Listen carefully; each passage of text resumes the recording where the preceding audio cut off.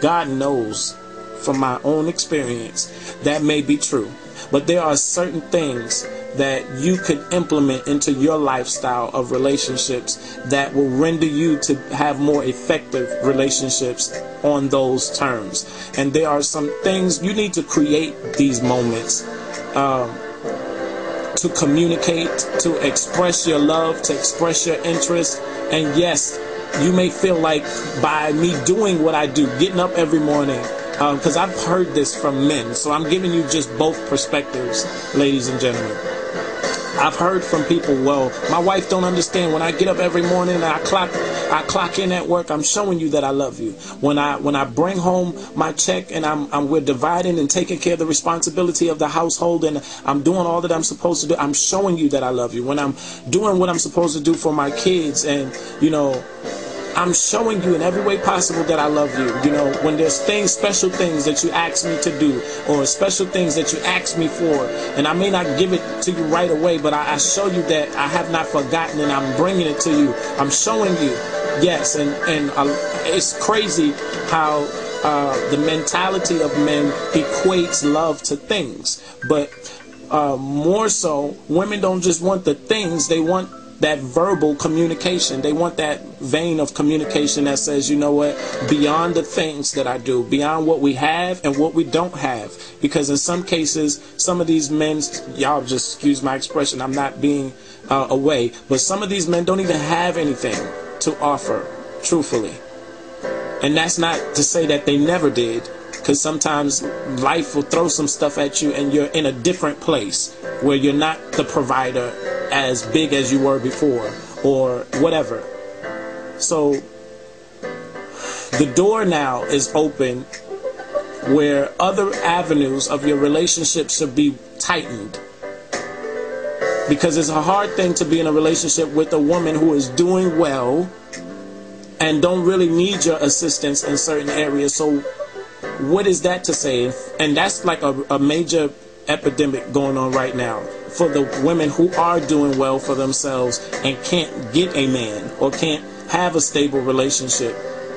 So if I could put it to you like this, open up that line of communication where in your relationship you're not falling into this manipulative control, but that your lines of communication with what's going on with you in your heart and in your mind is clear.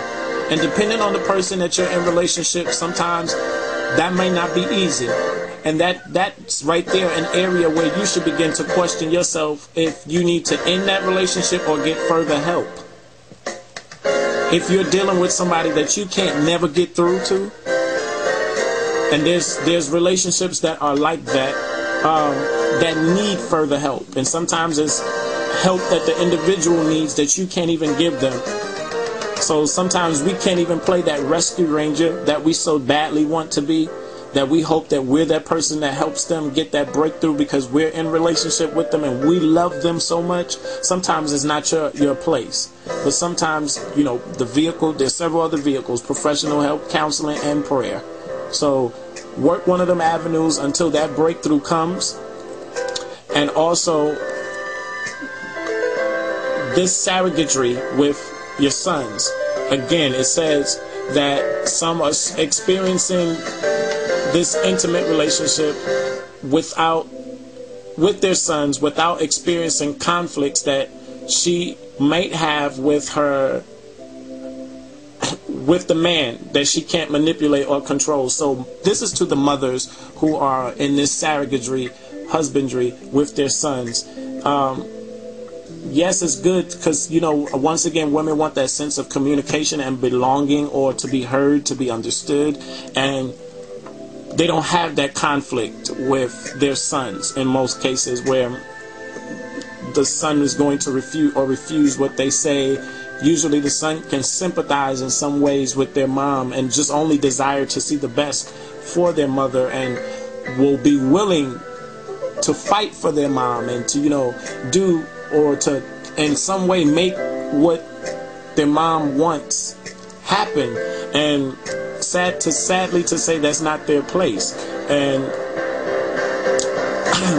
mothers who find themselves in these relationships, that's just a communication barrier. That's a place where we shouldn't be stepping beyond. And we see it a lot in the minority community, you know, where single mothers are developing these type of bonds and relationships. It's good to have a healthy relationship with your sons, but going beyond the limit of certain capacities with your children. And I think that every nationality in some respect does this, especially in another article I was reading, Asian families that come over to the United States or Canada typically practice this really heavy when you have 2 and 3 generations of family in one household. You know, they're very protective of each other, etc., etc., etc. So I'm going to read you the second portion of this article. It says, when the boy gets hurt, is rejected by other males, is disciplined by the father, and so on, he runs to the mother for sympathy. His desire to meet her own needs instead of the boy's discourages the boy from ceasing to look to women to solve his problems. This may actually encourage the boy to stay isolated from his male peers when he is hurt by them, instead of learning how to exert himself or depend on healthy communication of men for encouragement and affirmation. This is like one more paragraph, and this is it that I'm going to read. It says, my parents never divorced. They just lived separate lives under the same roof. But as the oldest son, I became my mom's surrogate spouse. It took me years to figure out what I had gone through. I'm 36. I'm a solid Reformed Christian, having a good job as a big firm lawyer, and generally enjoy life. But I'm absolutely ruined as far as relationships are concerned. I give my time to work a lot and use my spare time to travel the globe. I don't even bother dating anymore. And this was an anonymous comment that was submitted. That's very interesting to really hear something like that, that people, you guys, are really dealing with this issue on a major level.